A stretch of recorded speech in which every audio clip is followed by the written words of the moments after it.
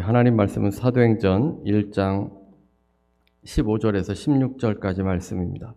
사도행전 1장 15절에서 16절입니다. 사도행전 1장 15절에서 16절입니다. 사도행전 1장 15절에서 16절까지의 말씀입니다.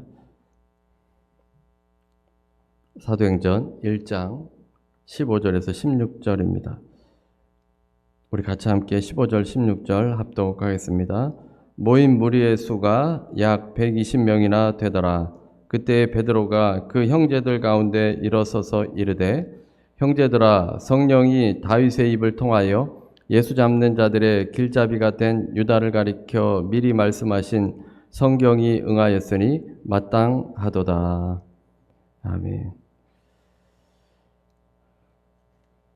우리가 매 주일 하나님 앞에 예배를 드립니다. 우리가 드리는 예배를 다 합친다면 아마도 수십 년 동안 신앙생활 하신 분들은 그 예배의 시간이 상당할 것입니다. 예배 드림이 기쁨이고 하나님께서 예배를 받으시고 또 우리의 예배 가운데 충만히 임하여 주십니다. 하나님께서 이 땅에 예배의 공동체를 만들어 주시기 위해서 예수님께서 이 땅에 오셨습니다. 십자가에서 죽으시고 부활하시고 하늘로 예수님께서 승천하시면서 우리에게 성령을 보내주셨습니다. 이 성령을 통해서 교회가 세워졌고 하나님의 나라가 이 땅에 임하도록 하셨습니다. 하나님께서 통치하시는 나라를 통해서 하나님께서는 영광 받으십니다. 에베소서 3장 21절에 보면 교회 안에서와 그리스도 예수 안에서 영광이 대대로 영원무궁하기를 원하노라. 아멘. 교회 안에서와 그리스도 예수 안에서, 교회 안에서 이 영광이 대대로 영원무궁하기를 기도하고 있습니다. 교회 공동체를 세우신 이유는 그 공동체를 통해서 주님의 영광이 드러나게 하기 위함입니다. 사람들은 우리 기독교인의 모임을 시시하게 생각할 수도 있습니다. 그러나 주님께서는 진정한 성전, 하나님을 예배하는 자들의 그 모임 가운데 임하시고 그 예배를 받아주십니다. 우리 각자가 어떤 특별한 유명한 사람이 아니라 하더라도 주님을 믿는 주의 백성들이 모여서 드리는 이 예배를 하나님께서 받으시고 우리를 통해서 하나님 나라의 행전을 계속 써내려 가시는 것입니다. 그래서 주님께서 공동체를 만드셨습니다. 다윗 왕이 주변 나라를 정복하고 평안함 가운데 있을 때 이스라엘은 이제 약속의 말씀대로 모든 나라들이 두려워하는 그렇게 강한 나라가 되었습니다.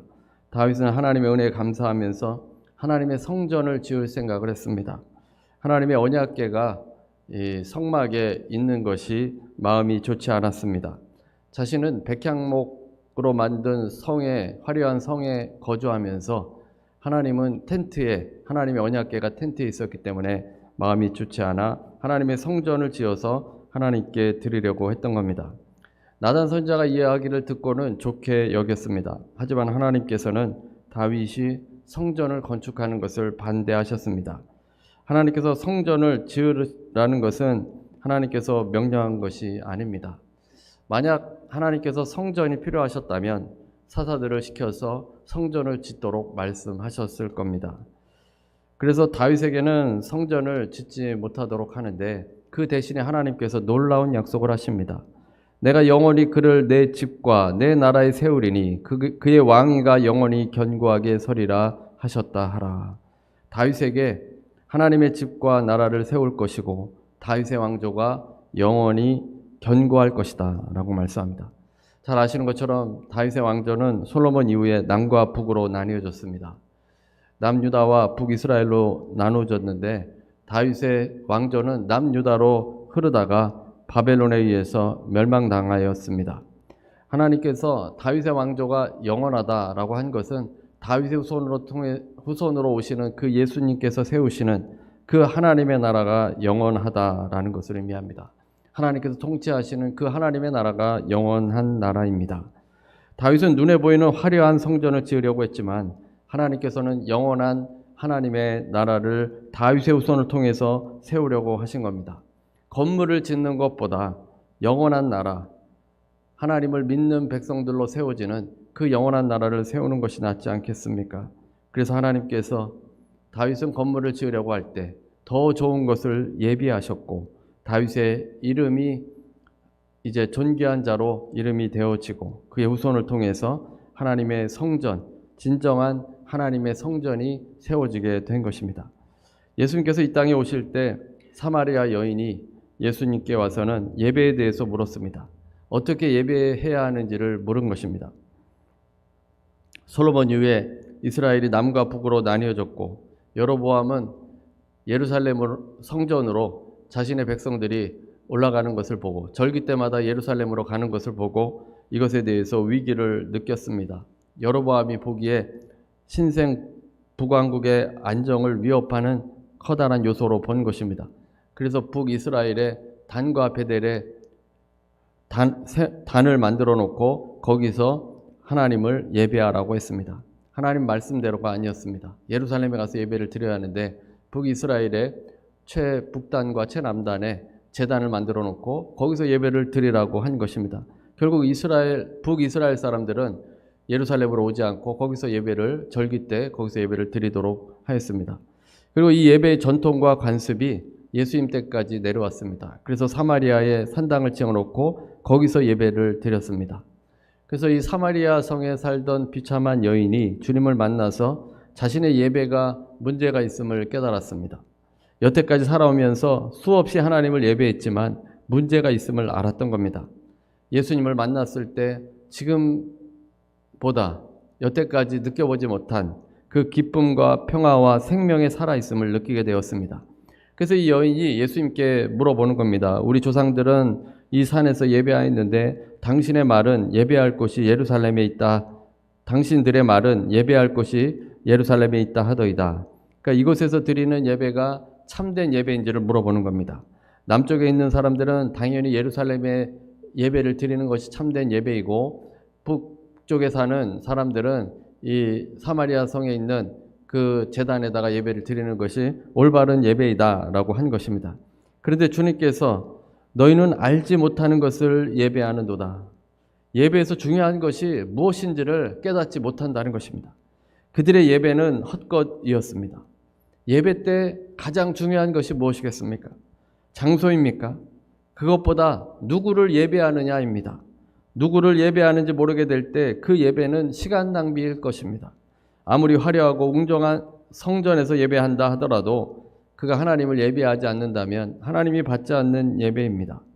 인간을 위한 행위일 뿐이고 자기 만족을 위한 예배일 것입니다. 하나님께서 자기 백성된 성전으로 삼은 것은 그 자기 백성들이 예배의 대상을 올바로 깨닫도록 하기 위함입니다. 주님께서는 이 사마리아 여인에게 먼저 누구에게 예배를 드리는지를 깨닫도록 해 주었습니다. 21절에 보면 여자여 내 말을 믿으라. 이 산에서도 말고 예루살렘에서도 말고 너희가 아버지께 예배할 때가 이르리라.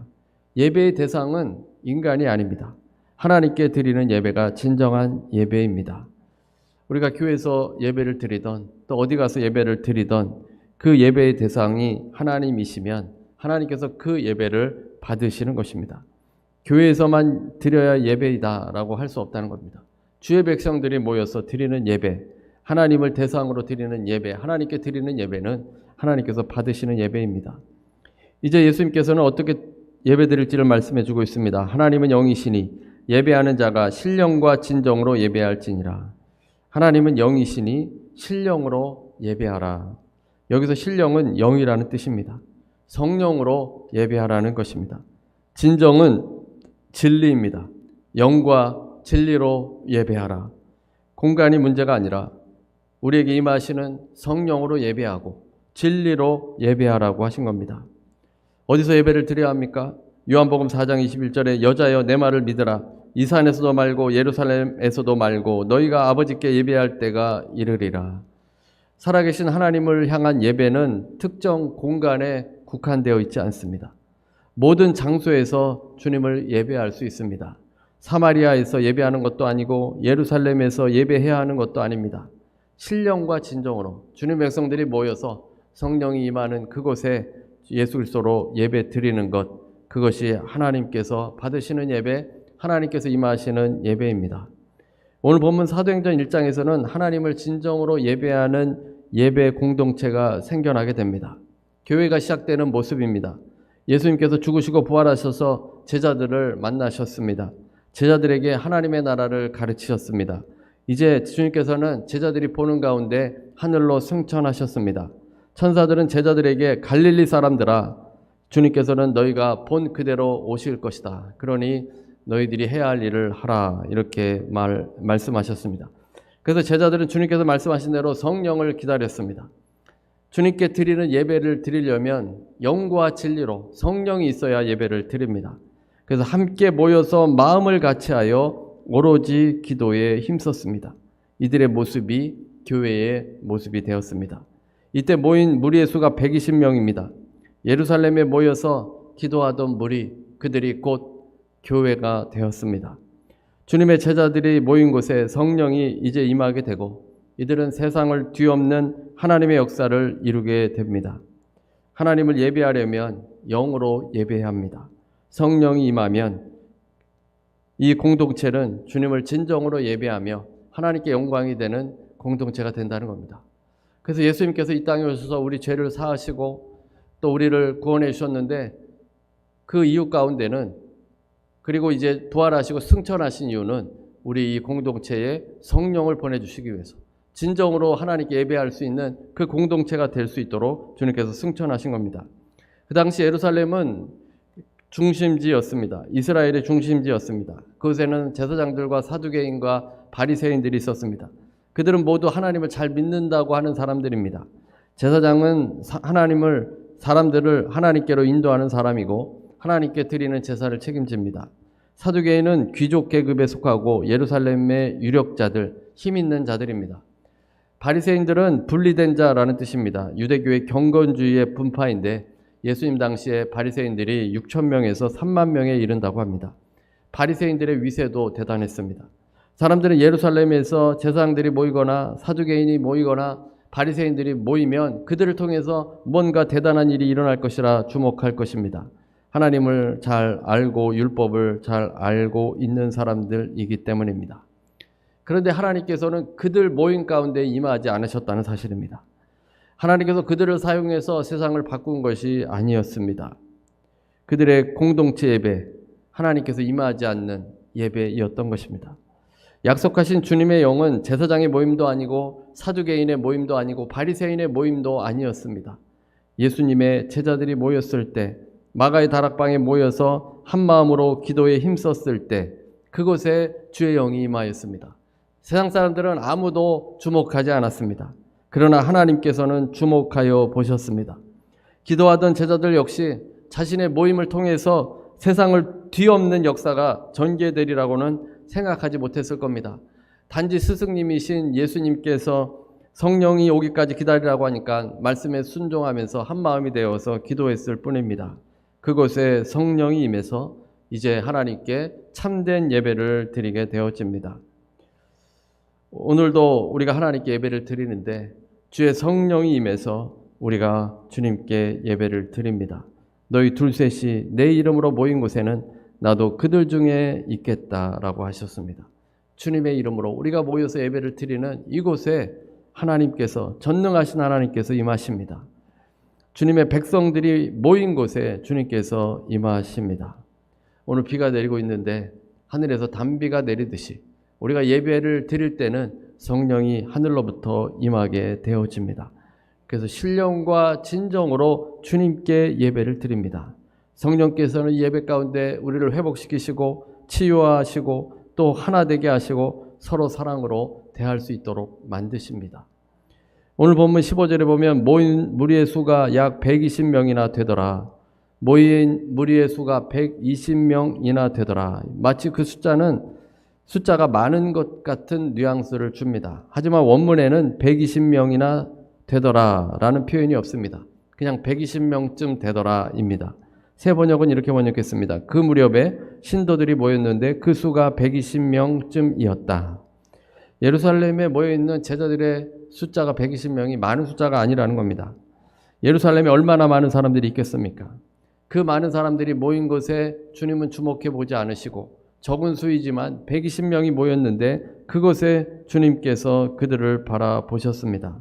진정으로 신령과 진정으로 드리는 예배 공동체가 되기를 원하셨던 겁니다. 지금 이 시간에도 지구상에는 수없이 많은 모임들이 있습니다. 가족들이 모이고 친구들이 모이고 정치적인 모임이 있고 또 운동 모임이 있고 예술인들의 모임이 있습니다. 사람들이 모여서 즐기고 또 무언가를 행하기도 합니다. 그런데 하나님께서 주목하시는 곳은 소수이라 하더라도 하나님을 향해서 예배하는 그 예배 공동체에 임하신다는 사실입니다.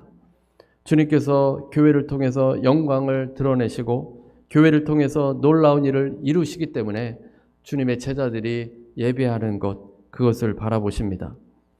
이제 성도들이 모였는데 베드로가 일어서서 유다에 관해서 언급합니다.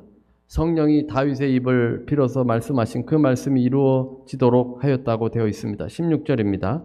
형제들아, 성령이 다윗의 입을 통하여 예수 잡는 자들의 길잡이가 된 유다를 가리켜 미리 말씀하신 성경이 응하였으니 마땅하도다. 다윗의 한 말이 유다를 가리켜 한 말이고 그것이 이루어졌습니다. 시편 41편 9절 말씀인데 거기에 보면 나의 신뢰하는 바 내 떡을 먹던 나의 가까운 친구도 나를 대적하여 그 발꿈치를 들었나이다. 다윗이 자신과 가까운 자들이 자신을 배반하는 것을 짐승이 뒷발질을 하여 주인을 다치게 하는 일에 비유하였습니다. 성령은 다윗의 고백을 통해서 예수님의 제자 중 가룟 유다가 예수를 배반하여 그를 죽음으로 내몬 것을 예언하였습니다. 요한복음 13장 18절에 보면 내가 너희 모두를 가리켜 하는 말이 아니니라. 나는 내가 택한 자들이 누구인지 알미라. 그러나 내 떡을 먹는 자가 내게 발꿈치를 들었다 한 성경을 응하게 하려는 것이니라. 주님께서 유다 배신의 행위를 예언하셨습니다. 베드로는 이 상황을 알기 때문에 스승인 예수님을 배신한 유다를 12제자에서 제하도록 하셨습니다. 가룟 유다는 왜 예수님을 배반한 것이겠습니까? 그가 생각하는 대로 예수님의 공동체는 아무런 힘이 없다라고 생각했기 때문입니다. 가룟 유다는 오히려 그 소수의 예수님의 공동체보다는 돈이 더 희망이 있겠다라고 생각한 겁니다.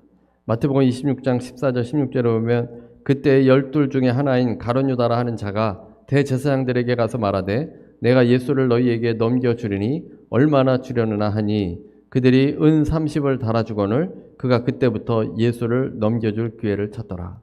얼마를 줄 거냐고 물었습니다. 또 마태복음 14장 10절에서 11절에 보면 12 중에 하나인 가룟 유다가 예수를 넘겨주라고 대제사장들에게 가매 그들이 듣고 기뻐하며 돈을 주기로 약속하니 유다가 예수를 어떻게 넘겨줄까 하고 그 기회를 찾더라. 돈을 주기로 약속하니 유다는 예수를 어떻게 넘겨줄까 기회를 찾고 있었던 겁니다. 은 30을 받고 스승을 팔아 넘긴 것은 예수님을 은 30보다 못하다라고 생각했기 때문입니다. 예수님을 따르고 있는 그의 제자가 되는 것이 아무것도 아니다라고 생각하고 허사이다 생각하고 예수님을 팔아 넘겼습니다. 가룟 유다는 예수님께서 놀라운 기적을 행하시는 것을 보고는 예수님을 따랐을 겁니다. 많은 군중들이 예수님을 따를 때 그도 놀라면서 이 사람이야말로 이제 로마로부터 이스라엘을 독립시켜줄 메시아인가 보다라고 생각하면서 예수님을 따랐을 겁니다.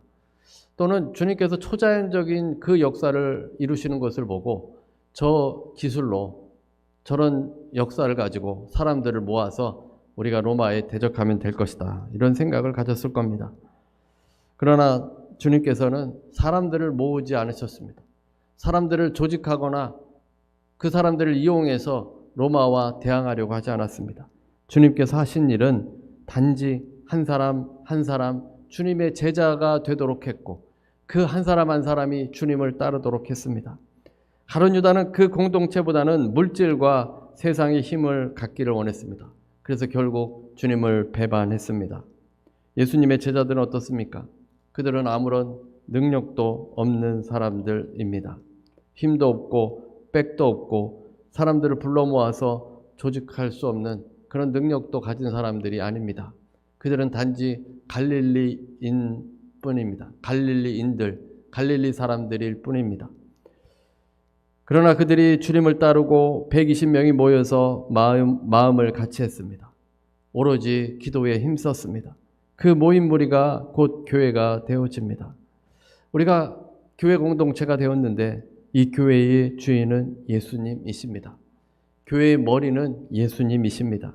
주님의 능력으로 하나님의 역사가 이루어지는 것이지 우리의 능력으로 되는 것이 아닙니다. 우리가 해야 될 일은 내 마음을 같이하여 한 마음을 같이하여 우리가 마음을 같이하여서 한 마음이 돼서 기도해야 합니다. 내 스스로 무언가를 행하려고 하는 것은 가룟 유다의 길을 가는 것입니다. 주님에 대해서 실망하게 되고 좌절하게 되다가 가룟 유다의 길을 걷게 됩니다. 예수님을 배반하는 것입니다. 교회는 성령의 음성을 들어야 합니다. 주님의 뜻을 구해야 되고 하나님께서 원하시는 것이 무엇인지를 깨달아야 합니다. 내 뜻이 먼저가 아니라 하나님의 뜻대로 순종해야 합니다. 요한계시록에 7교회가 나오는데 그 7교회에게 공통적으로 하시는 말씀이 교회는 성령의 음성을 들으라는 겁니다. 귀 있는 자는 성령이 교회들에게 하시는 말씀을 들을지어다.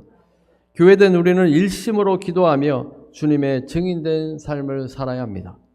예배 공동체에 임하여 주시고 주님께서 인도해 주십니다. 주님의 역사를 기대하면서 오직 주님 바라보아야 합니다. C.S. 루이스는 우리는 예수 그리스도를 바라보는 동안만 그리스도인이다. 예수 그리스도를 바라보는 동안 주님이 나를 지배하기 때문이다 라고 했습니다. 주님 바라보지 않고 세상 바라보면 가룟 유다와 같이 잘못된 길로 걸어갑니다. 공동체에서 떨어져 나가게 됩니다. 이 공동체를 통해서 역사하시는 그 하나님 바라보아야 합니다. 그리 많은 수가 아닌 120명의 제자들은 무명의 존재들입니다. 그러나 그들이 삶을 내려놓고 주님께 모든 것을 맡기게 되어졌을 때 세계가 새롭게 되는 역사가 일어나게 되었습니다. 우리 각자 인생을 살면서 우리가 특별한 사람이 아니어도 그리스도를 따라 사는 인생으로 살아가면 우리의 삶을 통해 우리의 공동체를 통해 역사하시는 그 주님을 경험할 수 있습니다. 오직 주님 바라보시는 여러분 되시기를 바랍니다. 우리 함께 기도하겠습니다. 우리의 모임 가운데 임하시는 그 하나님을 깨닫고 주님께서 우리를 불러주시고 또 세우셨사오니 주님의 뜻에 쓰임받을 수 있도록 우리가 한 마음으로 기도하며 나아갈 수 있는 공동체 되도록 기도하며 또 지체들을 위해서도 기도해 주시기 바랍니다. 우리 다 같이 통성으로 한 목소리로 기도하겠습니다. 할렐루야 할렐루야. 하나님 감사합니다. 하나님 아버지 하나님 시간에 기도합니다. 하나님께서 아버지 우리를 붙들어 주시고 인도하심을 감사합니다. 아버지 말씀으로 아버지 우리가 하나 되게 도와주옵시고 아버지 우리가 한 마음이 되게 도와주셔서 아버지 주님을 영화롭게 하는데 부족함이 없는 주의 백성들 되어질 수 있도록 아버지여 도와주시옵소서. 아버지여 역사하여 주시옵소서. 아버지 은혜를 내려주시고 오직 그 사랑 가지고 나아갈 수 있도록 주여 도와주시옵소서. 할렐루야 할렐루야. 하나님 감사합니다. 아버지 감사합니다. 아버지 감사합니다. 아버지 감사합니다. 아버지 감사합니다. 함께 하심을 감사합니다. 아버지여 아버지여 아버지여 역사하여 주시옵소서. 아버지여 인도하여 주시옵소서. 아버지 우리 공동체를 통해 하나님 주님의 새 역사가 일어날 줄로 믿습니다. 하나님의 능력의 역사가 일어날 줄로 믿습니다. 아버지께서 도와주시고 아버지께서 이끌어 주셔서 아버지 오직 주의 그 사랑 가지고 나아갈 수 있도록 하나님 아버지 도와주시옵소서. 아버지여 도와주시옵소서. 주님만 의지하고 나아가길 원하오니 주님께서 역사해 주시옵소서. 성령 충만케 하여 주시고 말씀 충만케 하시고 주님의 은혜로 아버지 세움받는 주의 자녀들이 되어질 수 있도록 할렐루야 할렐루야 도와주시옵길 원합니다. 아버지여 우리가 믿음 가지고 나아갈 수 있게 하시고 아버지 성령의 충만함을 받아서 주님께 진정으로 예배하는 예배 공동체 되어서 하나님을 영화롭게 하는 하나님의 아버지 교회 하나님의 공동체 되게 도와주시옵소서. 할렐루야. 하나님 감사합니다. 아버지 감사합니다. 아버지 함께 하심을 감사합니다. 아버지 영광을 받아 주시옵소서. 아버지 지체들을 붙들어 주시고 아버지 주님의 말씀과 믿음 가운데 든든히 서게 하여 주시고 하나님을 영화롭게 하는 데 부족함이 없는 아버지 주의 자녀들 되도록 인도하여 주시옵소서. 할렐루야 할렐루야. 하나님 감사합니다. 아버지 감사합니다. 아버지 함께 해주심을 감사합니다. 아버지 인도하여 주심을 감사합니다. 모든 것 주님께 있습니다. 주님 의지하며 주님 바라보며 아버지 감사하며 나아갈 수 있도록 주여 도와주시옵소서. 할렐루야 할렐루야. 하나님 감사합니다.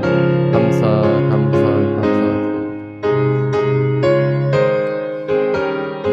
문제를 어딜 가신 분은 가슴에 손 얹으시기 바랍니다. 아픈 곳이 있으신 분은 아픈 곳에 손 얹으시기 바랍니다. 제가 기도하겠습니다. 은혜로우신 하나님 감사합니다.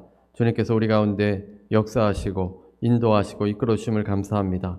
아버지 말씀으로 우리가 새롭게 되어지게 해 주옵시고 성령을 보내주셨사오니 그 주의 영으로 또 진리로 하나님을 예배하는 예배 공동체 되도록 은혜를 더해 주시옵소서. 아버지 지체들을 위해서 기도합니다. 병으로 고통당하는 지체도 있고 아버지 문제로 어려움 당하는 지체도 있습니다. 하나님께서 친히 안수하여 주셔서 라파의 하나님께서 깨끗하게 치료함 받게 하여 주시고 아버지 온전한 역사가 일어날 수 있도록 아버지 회복의 역사가 일어날 수 있도록 하나님께서 도와주시옵소서. 주님의 능력으로 되어지게 하시고 하나님을 영화롭게 하는 귀한 삶 될 수 있도록 인도해 주시옵소서. 감사드리오며 예수님의 이름으로 기도드립니다. 아멘.